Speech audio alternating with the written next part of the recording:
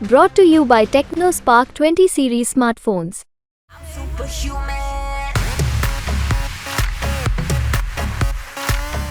गौरव साहब क्या कहेंगे?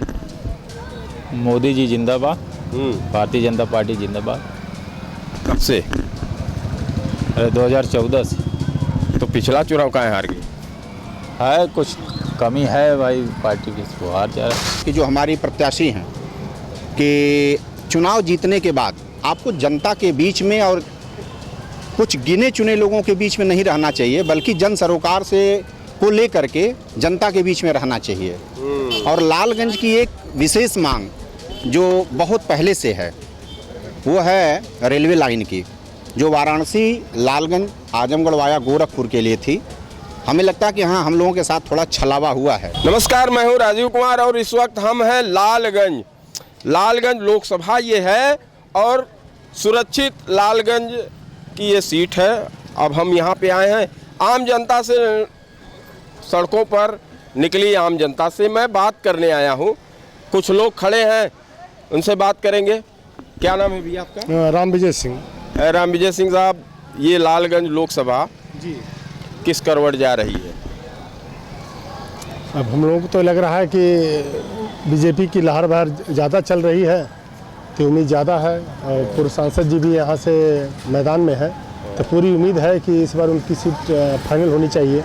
पूरे देश में माहौल बना भारतीय जनता पार्टी का, क्योंकि अब हम लोग जो यहाँ पे सोच पा रहे हैं उसमें ये हो रहा है कि किसी अन्य पार्टी का भी सांसद होगा, जब उनकी अगर सरकार नहीं बन पाती है तो उनकी नहीं चल पाती।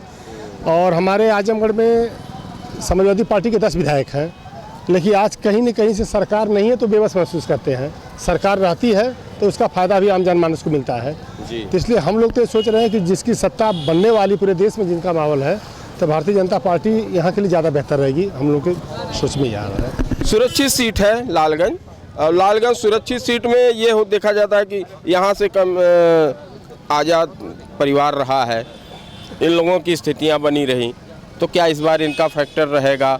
बहुजन समाज पार्टी ने, गांधी आज़ाद परिवार की बात कर रहा हूँ, और जिस तरीके से यहाँ पे बहुजन समाज पार्टी ने एक प्रत्याशी उतारा है, तो उनकी क्या स्थिति? हम लोगों को तो उनसे कोई उम्मीद नहीं है।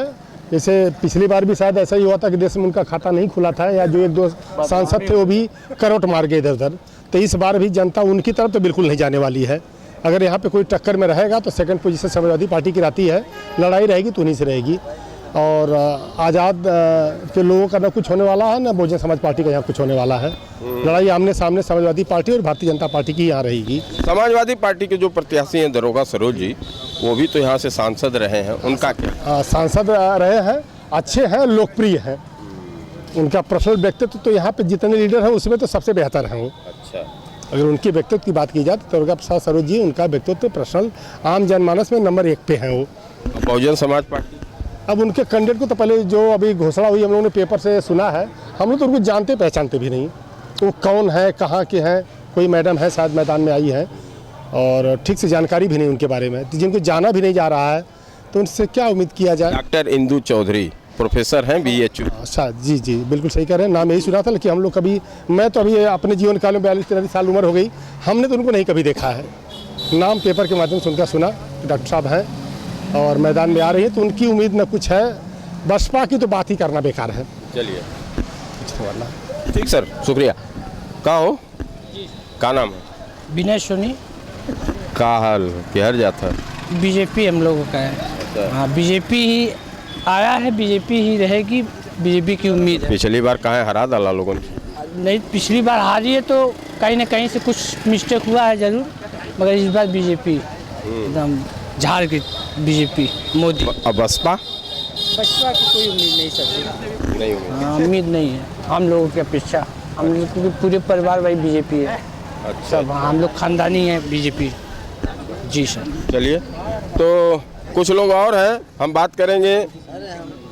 अरे भाई आप एक मिनट हमसे बतियाला। नहीं हमसे बतिया भाई। नहीं, 1 मिनट हम आपसे से बतिया। वोट देला कि ना? नहीं, हम तो वोट देते, हमसे बात मत कराइए, हम नहीं कर पाएंगे भाई। बात देखिए सही है। कहाँ स्थिति है? स्थिति हमको क्या पता है। हम तो हमेशा सुखी हैं भैया, कोई सरकार रहे सभी से सुखी हम। वोटवा देते हैं कि नहीं?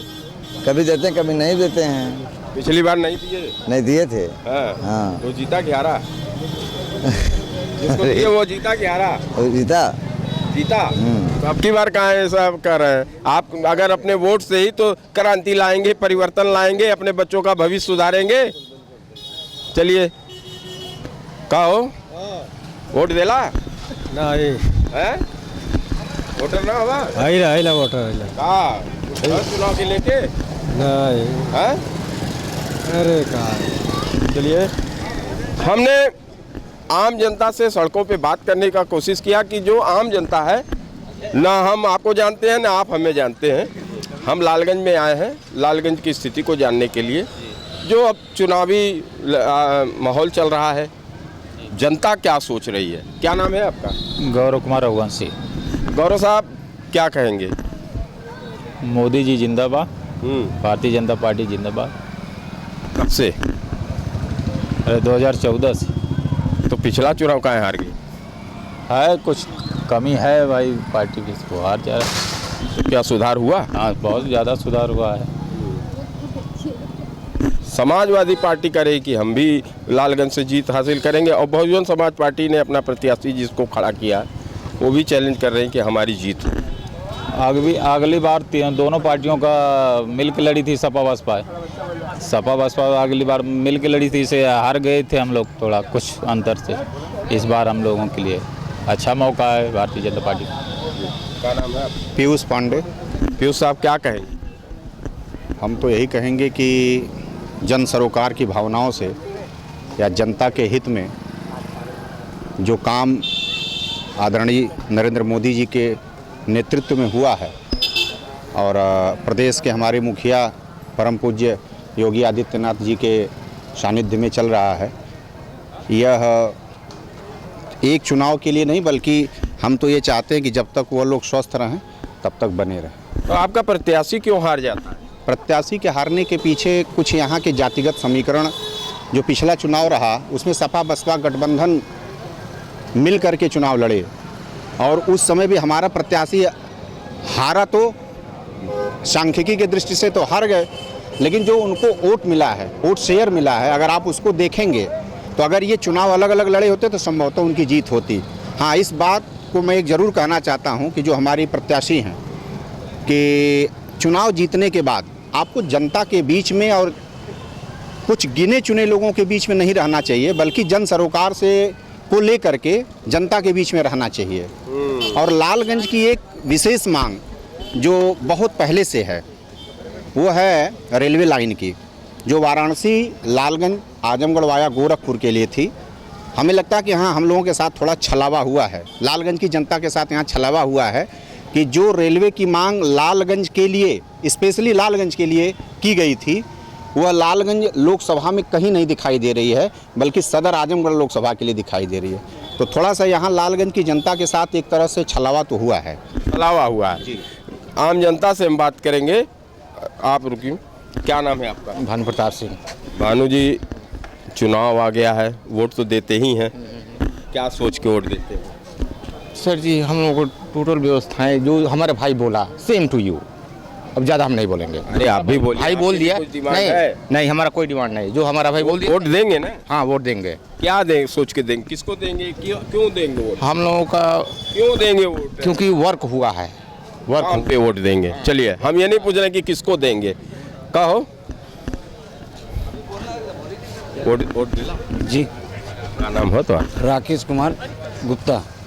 तो राकेश का कबा चुनाव में कैसे वोट देवा, का सोच के विकास के नाम पर वोट दिया जाएगा। विकास, विकास भयल, विकास मोदी जी के नीति वाला विकास हुआ है। मोदी जी की नीति में काहे प्रत्याशी त्योहार हार जाए? अब यहाँ की सिस्टम, यहाँ की जनता है, जो जनता यहाँ से निर्वाचित करती है, यहाँ जातिवाद की लड़ाई होती है, इसीलिए यहाँ से बीजेपी कम परसेंटेज हो जाता है। पिछली इसके पहले वाला चुनाव तो जीती। हाँ, उसको पहले वाला चुनाव जीती थी, उसके बाद विधानसभा का चुनाव हारी थी, इसके बाद फिर उनको लोकसभा का टिकट बीजेपी से मिला है। अच्छा। नीलम सोमकर जी। आपकी बार का मूड? आपकी बार 400 पार है। 400 पार।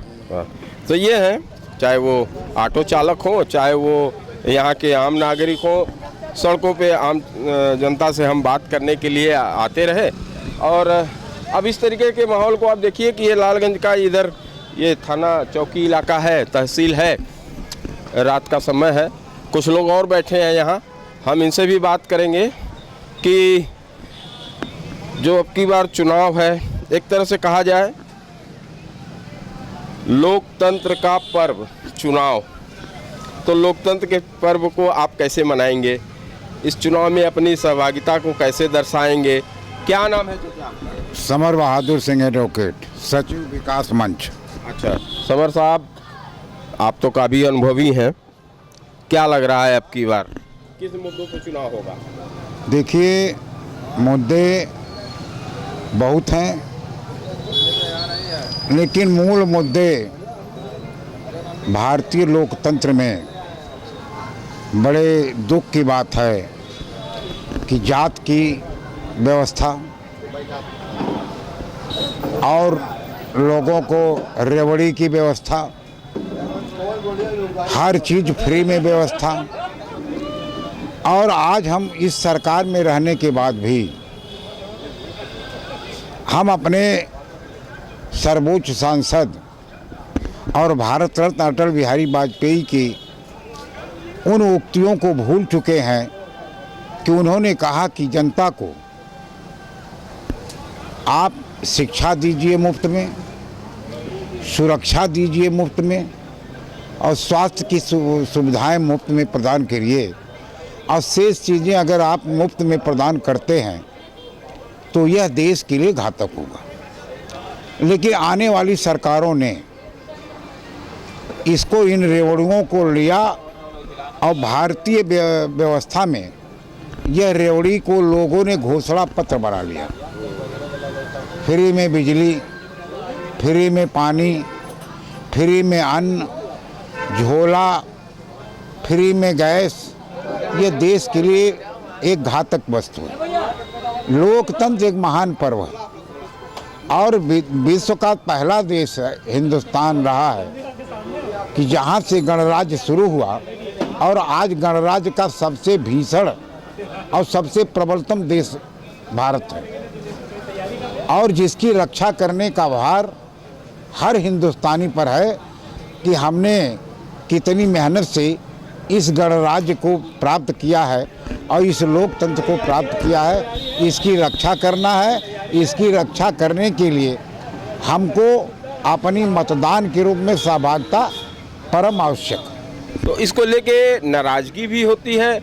अब मेरा सवाल आता है लोकसभा चुनाव को लेके, जो लालगंज सुरक्षित ये लोकसभा क्षेत्र है, इसकी समस्याएं क्या हैं, इसका निदान कैसे है, वोटर अपने वोटों का इस्तेमाल कैसे करते हैं कि उनका विकास नहीं होता? ऐसा है कि लालगंज लोकसभा का प्रतिनिधित्व कमोबेश सारी राजनीतिक दलों ने किया। कांग्रेस के कालिका सिंह से प्रारंभ हुआ